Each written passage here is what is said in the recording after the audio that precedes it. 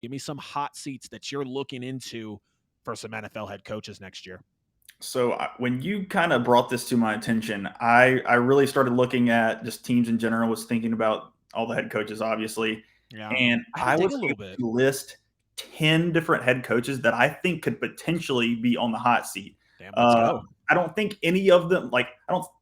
There's only three of them that I think are like super on the hot seat, but these Yeah. other 10 have a chance to be fired depending on what happens in the next season or two. Let's get it. But so my three that I'm for sure on. Josh McDaniels kind of Yeah. alluded to that earlier with the whole situation with Jimmy G. I don't know if it's going to work out. Probably Right. not. They're Right. in such a tough division. It's Yep. just a super uphill climb for him to get out of that position. Um, the next one, Ron Rivera with the Washington Commanders.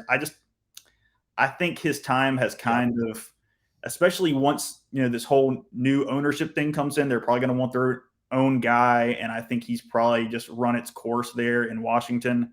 The next one, Todd Bowles. Unfortunately, he keeps getting the short end of the Yeah. stick Yeah. there. Every single time he gets a head coaching position, something goes wrong. Tom Yeah. Brady's retiring here with the Jets. It was a terrible situation.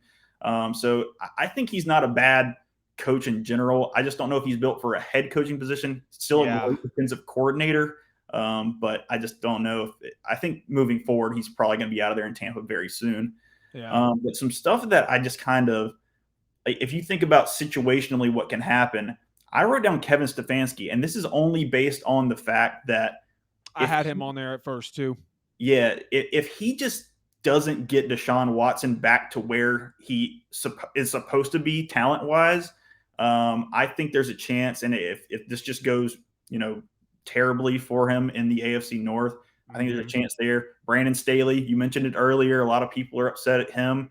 I think Kellen Moore is going to save his bacon this year. I don't think a lot of people are going to be talking about the defense and whatnot with him based on the fact that Kellen Moore, I think, is going to turn that offense around. Justin Herbert's going to have a great year, and the Chargers are going to be in contention for the Super Bowl. So Yeah. I think he probably gets one more year until something else goes wrong. But once again, if they just flounder again, Right. there's going to be a lot of people calling for his job. Yeah. Robert Sala potentially, and this is just if the Aaron Rodgers situation's flop. Yeah. I think they'll probably give him a year to try to get some things under his belt with Right. Aaron Rodgers at the helm before they, axe him essentially. Yeah. So they may give him that 1 year trial period, but he's potentially on there.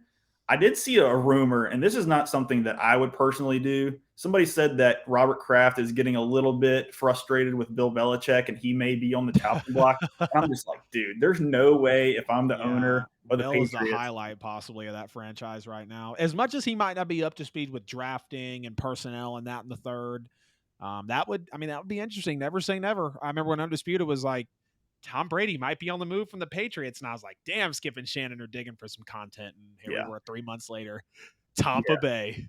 Exactly. Yeah, no, I think if you're the owner of that franchise, there's no way you pull the trigger on that. You just let him retire and ride off into the sunset whenever he feels like it, and then you just reset once he's gone. Um, Mike McCarthy, this is a weird one, but Yeah. it's one of those situations. If Dak throws double digit interceptions again, and if the Kellen Moore move to the Chargers looks as good as I think it's going to, there's going to be a whole lot of backlash on Mike McCarthy saying, well, that was a bad decision on the front office's part, letting him go and thinking Mike McCarthy could fix the offense. So I think he is potentially there if they have a bad season. I don't think they will, but it's a potential possibility. Another one, Dan Campbell, actually. And this one's weird just because I think that there's just a lot of expectations on the Detroit Lions this year. And I don't think another kind of losing season or a 500 season will get him axed. Mhm. But I can see it happening where, like, another year of, his rah rah, attitude, it might get stale in the locker room if they don't start winning soon, and somebody might want him out of there. Yeah. And then the last one is actually a rookie head coach. I have a little bit of a bias on this one, but it's Jonathan Gannon because that Yeah. situation in Arizona is bad. I mean, it is. I don't even know where to start. Like the whole tampering situation is not good. Yeah. Um, I just the quarterback situation. We don't know when Kyler's coming back. Yeah. His defense got exposed in the Super Bowl. So I don't know how much, he's going to have an effect on that defense moving forward for the Cardinals. Right. But yeah, that's the last one I have on my list there. And I mean, they'll probably give him the benefit of the doubt because he's a rookie head coach, but I Right. don't think he's head coach material, to be honest with you. Yeah, no, I totally feel you. It was a bad hire. Hey, give me just 1 second. I got my dog trying to get out of my room. Oh, you're good. Come on, girl. In the middle of the show, it's okay. It's like I always say, that's the queen right there. Her and the lady call all the shots. She has to be in here like every time I podcast, and sometimes every now and then she'll want to get out. But hey, if y'all are a regular on the show, if you watch the content, letting the dog out is sometimes just a part of the game. But hey, I like all the ones you put out there. I think some of them might be a little aggressive, like Robert Saleh. I don't know if they'll want to change up.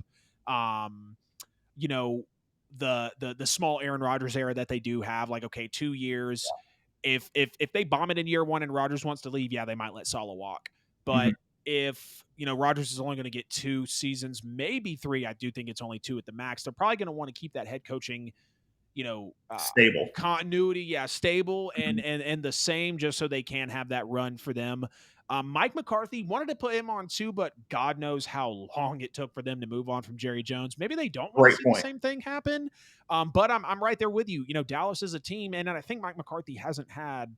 He went 6-10 the first year. I think it was then 10-6, 12-5, something like that. So he's had a winning record overall, and especially after the first year. Wanted to say Stefanski too, because he won 11 games, a playoff game, won 8 games, then he won 7 games. But the Deshaun Watson era is really here. I think it's really about to take full effect. I really think this is kind of a new part of Cleveland we could see, and I think Deshaun Watson is going to be a top 10 quarterback next year. So I think he'll stay put too, just because of Deshaun Watson, that era kind of starting out. Mhm. Wanted to say Brandon Staley as well. These are a couple guys I actually had on there, but when I was looking in, I was like, I don't know if they'll be on it just yet, but I think you made great points and wanted to go back on it there with you. But yeah, Brandon Staley, after him blowing the playoff game, after him, doing okay for the Chargers, but still not having the great coaching moments that he needs to have in terms of play calling, possibly clock management, whatever the case may be, that could be a reason why, Brandon Staley could be on the chopping block. But I think he's still doing okay enough right now.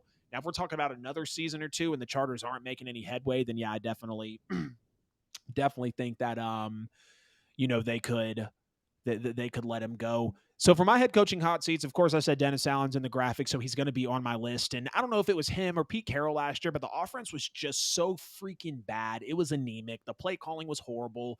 And this team just played down to their competitors all year long. And we kind of saw that being a theme with Sean Payton at times, with the New Orleans Saints. But just to see a team that, might not have had the greatest roster, but when we saw how they were losing, just the situations they were being put in because of the play calling, because of the coaching, and everyone's saying Pete Carmichael needs to go. I don't know if excuse me. I know Sean Payton was calling the plays while he was there. I don't know if it was mostly Sean Payton's influence making that offense run or mostly Pete Carroll's, but all I know is the offense didn't look bad until Sean Payton left. So if Dennis Allen is the one calling the plays, then maybe he's the issue. Some people say, oh, now Pete took over, and since Sean's not there, it's all on him. I'm not sure. I'd like to say that it's Dennis Allen, though, because we saw certain defensive lapses at times with Dennis Allen. I'm just like, DA, literally, why are you being a DA? Like, WTF are you literally doing right now? Calling these types of plays with rookies on veterans and this, that, and the third. And the defense was the only highlight, but it just lost some very key players this offseason. I know Derek Carr is coming back in.